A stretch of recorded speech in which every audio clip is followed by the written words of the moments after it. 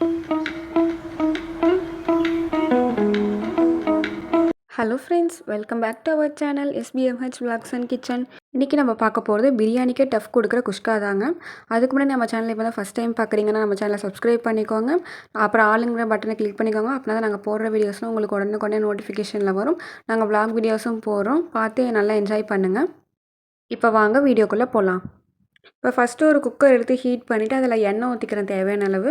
அப்புறமேட்டுக்கு 2 பிரிஞ்சி இலை, அதில் 3 கிராம்பு சேர்த்துக்கிறேன். அப்புறம் 2 பட்டை சேர்த்துக்கிறேன். இதெல்லாம் சேர்த்துட்டு ஆயிலில் நல்லா ஃப்ரை ஆகிற மாதிரி நல்லா மிக்ஸ் பண்ணிக்கோங்க. அடுத்து இதில் 2 பச்சை மிளகாய் சேர்த்துக்கிறேன். அப்புறமேட்டுக்கு ஒரு 2 வெங்காயம் நல்லா நீட்டாக கட் பண்ணி வச்சுருந்தேன், அதையும் சேர்த்துக்கிறேன். சேர்த்துட்டு வெங்காயம் நல்லா வதங்குற அளவுக்கு வதக்கிக்கோங்க. வெங்காயம் வந்துட்டு இதில் நல்லா வதங்கணும், அது அப்படின்னா தான் வந்து டேஸ்ட்டு கொடுக்கும். இப்போது ஒரு தக்காளி வந்து நான் கட் பண்ணி எடுத்துருக்கேன், அதையும் சேர்த்து நல்லா மிக்ஸ் பண்ணிக்கிறேன். அடுத்து வந்துட்டு biryani masala 1 tablespoon add பண்ணிக்கோங்க. அதையும் ஆட் பண்ணிட்டு நல்லா இந்த வெங்காயம் தக்காளி கூட வந்து நல்லா கலர்ற மாதிரி கிளறி விட்டுக்கோங்க. இப்போ வந்து நல்லா கிளறி விட்டதுக்கு அப்புறமேட்டுக்கு பார்த்தீங்கன்னா உங்களுக்கு அந்த ஆயிலெலாம் வந்துட்டு மேலே மிதக்கிற மாதிரி தெரியும், நம்ம ஃபஸ்ட்டு ஊற்றின ஆயில். இப்போ பார்த்தீங்கன்னா கல் உப்பு தேவையான அளவு ஆட் பண்ணிக்கிறேன். ஆட் பண்ணிவிட்டு அந்த கல் உப்பு கலந்ததுக்கப்புறம் அதையும் நல்லா மிக்ஸ் பண்ணிக்கோங்க. அது மிக்ஸ் பண்ணி எடுத்ததுக்கப்புறமேட்டுக்கு ஒரு 3 கிளாஸ் தண்ணி ஊற்றணும். இப்போ வந்துட்டு 1.5 கிளாஸ் அரிசிக்கு 3 கிளாஸ் தண்ணி ஊற்றணும்.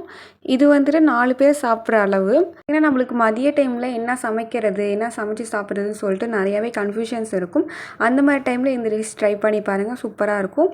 இப்போ தண்ணி ஊற்றி நல்லா மிக்ஸ் பண்ணிவிட்டு ஒரு 5 மினிட்ஸ்க்கு அப்படியே வந்துட்டு ஹை ஃப்ளேமில் விட்டுருங்க. இந்த மாதிரி நல்லா கொதிச்சு வந்ததுக்கப்புறமேட்டுக்கு நான் சொன்னாலே 1.5 கிளாஸ் அரிசி, அதனால் வாஷ் பண்ணி எடுத்து வச்சுருந்தேன், அதை ஆட் பண்ணிக்கோங்க.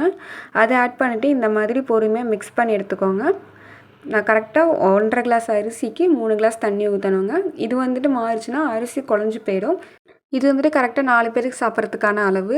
இப்போ வந்துட்டு குக்கரை மூடிட்டு ஒரு 3 விசில் பக்கம் விட்றேன்.